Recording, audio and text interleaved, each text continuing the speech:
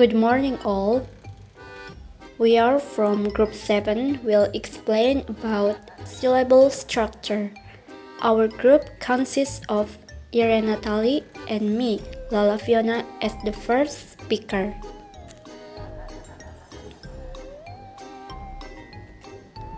The basics of syllabic structure.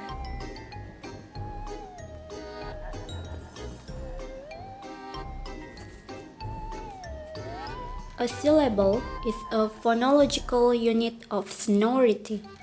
Sonority can be described by the degree of airflow obstruction and voicing that occurs during phonation. Sonority is inversely correlated with constriction of the articulators in the oral cavity. Sonorous sounds have a more singable quality, that is, they are more prominent in amplitude and length than less sonorous sounds. Sonority shows the resonance of one sound segment in relation to another. The structure of a syllable represents sonority peaks and optional edges, and is made up of three elements: the onset, the nucleus, and the coda. This can be seen in 1. Syllable, onset, rhyme, nucleus, and coda. The sonority sequencing principle and the sonority hierarchy. In an optimal syllable, sonority increases towards the nucleus, forming a peak in sonority, and then decreases away from the nucleus towards the coda. This is known as the sonority sequencing principle, or SSP. In binary terms, sounds can be classified as either sonorants plus sound or obstruents minus sound. Plus sound, vowels, nasals, liquids, glides. Minus sound, stops or plosives, fricatives, and affricates. However, within these binary groupings, there exists a hierarchy of sonority. Take obstruents for example. Both stops and fricatives are minus sound. However, stops are less sonorous than fricatives, as we see in 3. Remember that sonority is inversely correlated with constriction of the articulators in the oral cavity. Therefore, stops are less sonorous than the latter because airflow is completely occluded during production of the former, whereas there is less occlusion in the production of latter, where air has more space to flow between articulators. 3. The sonority hierarchy ranks sounds from most to least sonorous. Low Vs, mid Vs, high Vs, and glides. Liquids, nasals, fricatives, stops, or affricates. Note that first, voice obstruents rank higher in sonority than their voiceless counterparts. Second, round vowels are ranked higher in sonority than their unrounded counterparts. Syllable structure. When we represent syllable structure as in one, the nucleus and coda are right branching forming the rhyme. This type of branching is the most common across languages. However, there are some languages such as Japanese and Korean for which a case has been made for a left branching structure 4, in which the onset and nucleus would form a body. 4. Alternate view. Syllable, body, onset, nucleus, and coda. Despite the differences in branching, both of these syllable structures account for onsets, nucleus, and codas. Not all of these elements are required in every syllable. All languages require syllable nuclei. In fact, the nucleus is the only universally obligatory component of a syllable. In most languages, onsets are preferred yet optional, although they are required in some languages. No language requires codas.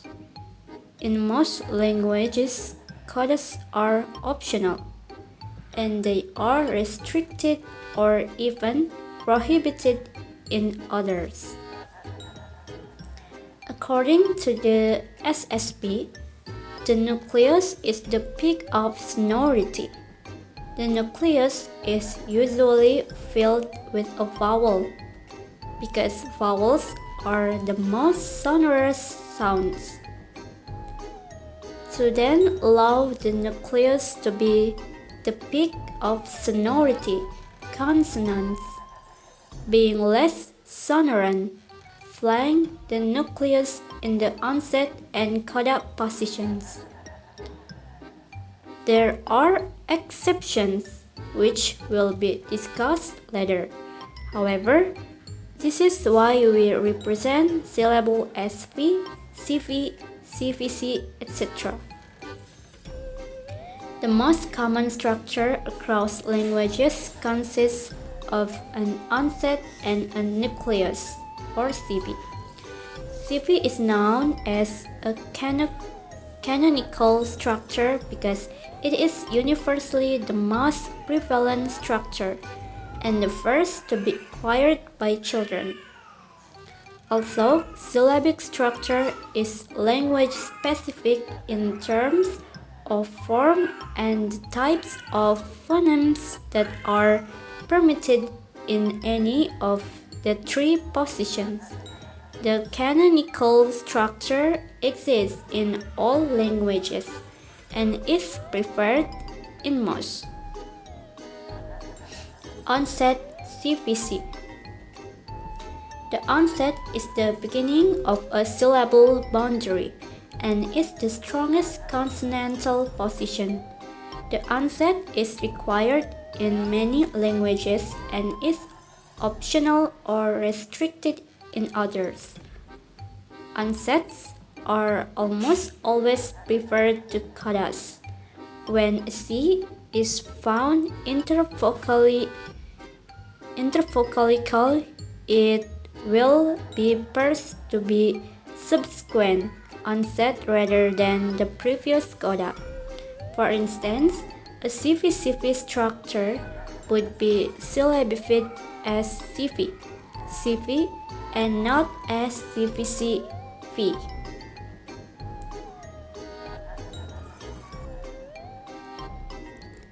There are 6 types of syllables. First, a closed syllable ends in a consonant. The vowel has a short vowel sound, as in the word bat. 2. An open syllable ends in a vowel. The vowel has a long vowel sound, as in the first syllable of a pronoun. 3. A vowel consonant E syllable is typically found at the end of a word. The final E is silent and makes the next vowel before it long, as in the word name. 4. A vowel theme syllable has two vowels next to each other that together say a new sound, as in the word south. 5. A consonant plus L, E syllable is found in words like handle, puzzle, and middle. 6. An R-controlled syllable contains a vowel followed by the letter R. The R controls the vowel and changes the way it is pronounced, as in the word car.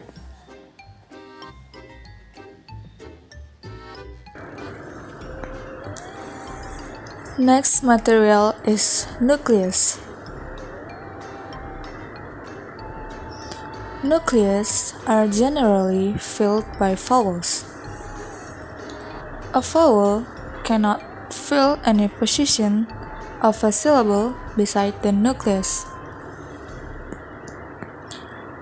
If a vowel were to be in either the onset or coda position, the nucleus would be required to contain a sound more sonorous than a vowel in order to not violate the SSP. However, there are no sounds more sonorous than vowels. If a vowel is present, it must be in the nucleus of the syllable. Every vowel will fill a nucleus, but not every nucleus will be filled by a vowel. Some languages do not require a vowel in the nucleus, and instead permit certain consonants. Languages have different rules for determining what is allowed to occupy the nucleus position. In English, in addition to vowel, syllabic liquids or nasals are permitted to fill the nucleus.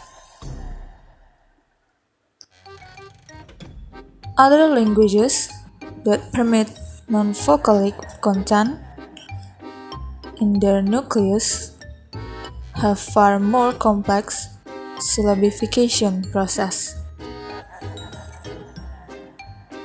In languages such as Nusalk or Belacola and Berber, there exists entire words and phrases without vowels. They require much more complex algorithms to become syllabified.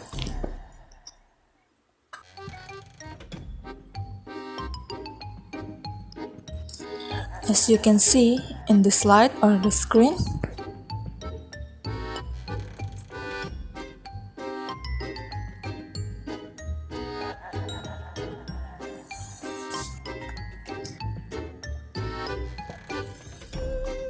nevertheless, when we are discussing syllable structure, we will assume that the nucleus of the syllable is a vowel, unless otherwise indicated.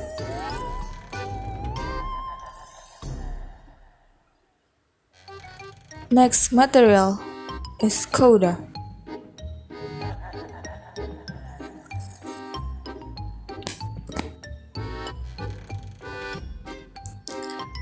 The coda is optional in most languages. In some languages, it is restricted or even prohibited. Old Bulgarian does not permit codas and will therefore syllabify or parse a structure such as CVCCV to CVCCCV.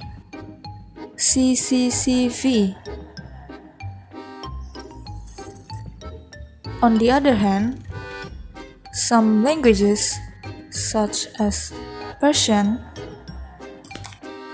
do not permit complex onsets, but they do allow complex codas. Persian speakers would most likely syllabify CVCCV as CVCCCV.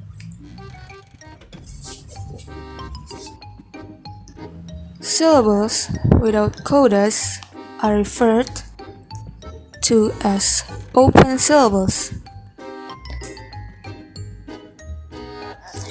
and syllables with codas are referred to as closed syllables. Many languages permit both of these, and in those that do, a difference in syllabification can sometimes change the meaning.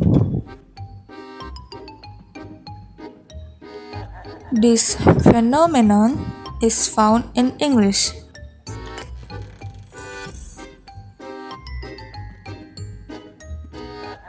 As you can see on the screen, the word ice cream has two syllables. I is nucleus, skr is onset, I is nucleus, and then m is coda.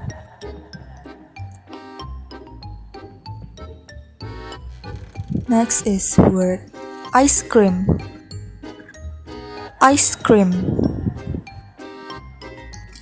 I is nucleus, S is coda, Kr is onset, I is nucleus, and then m is coda.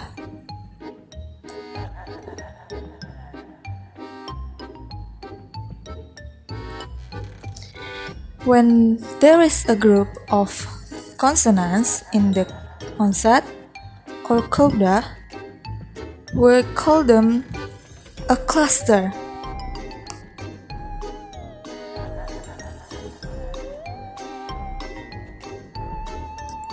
Next material is ambisyllabicity.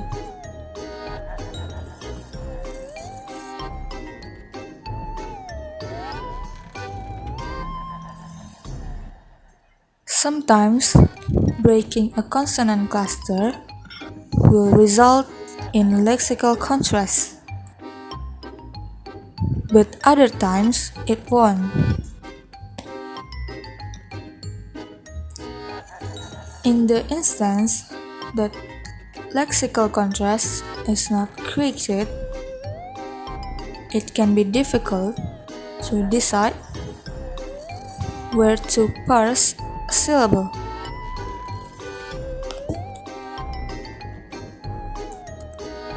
In cases where parsing is not clear,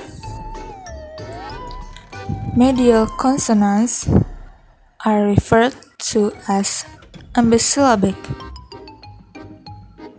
In the example number 7, the s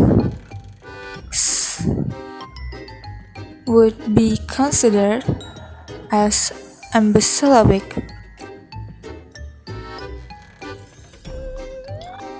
Aspirin, aspirin, or aspirin, aspirin. And then cistern, cistern, or cistern, cistern.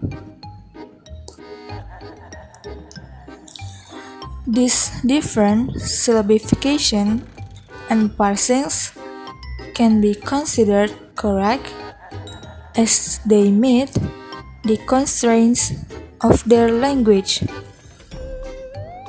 But the differences in syllabification will affect the weight of the syllables.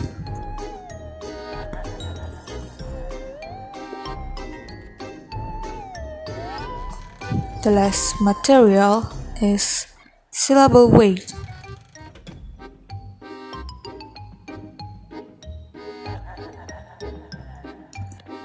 Syllable weight is measured in moras. A mora is a phonological unit that used to distinguish a various syllable structure from one another.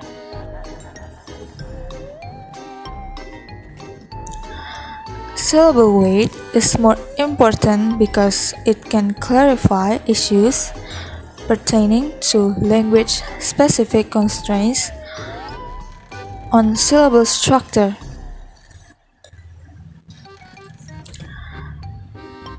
Languages differ in terms of how moras are measured. In most languages, each element of the rhyme, or the nucleus and coda, counts a single mora.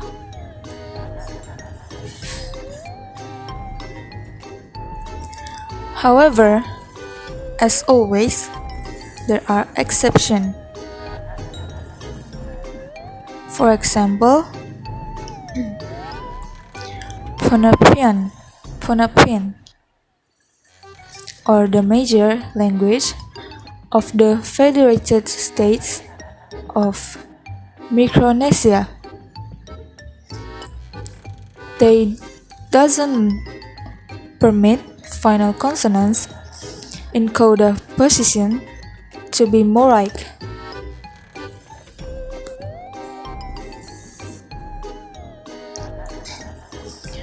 All syllables have at least one mora, which comes from the nucleus of the syllables. In English, all of the sound segments in the rhyme contribute toward syllable weight.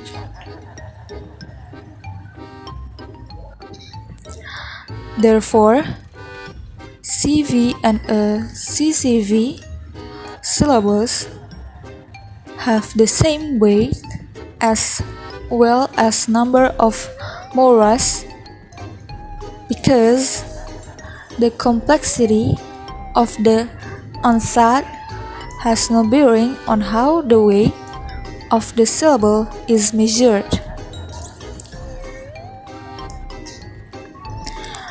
When a syllables are identified by their weight, they are classified as light, heavy, or super heavy.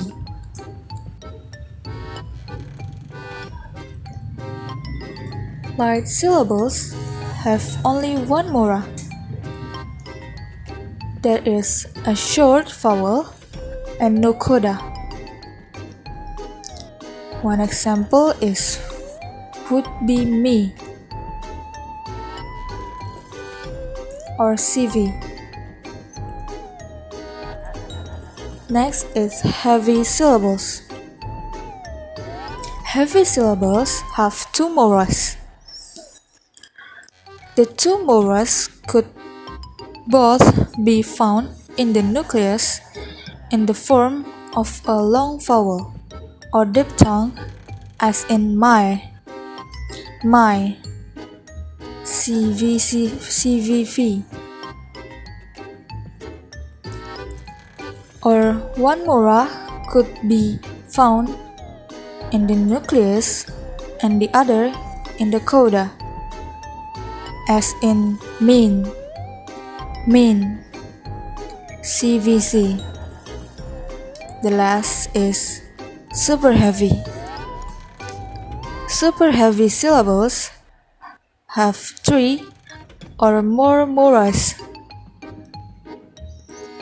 which can consist of a short vowel with a complex coda, as in meat, CVCC, or a long vowel or diphthong with either a simple or complex coda, as in mine,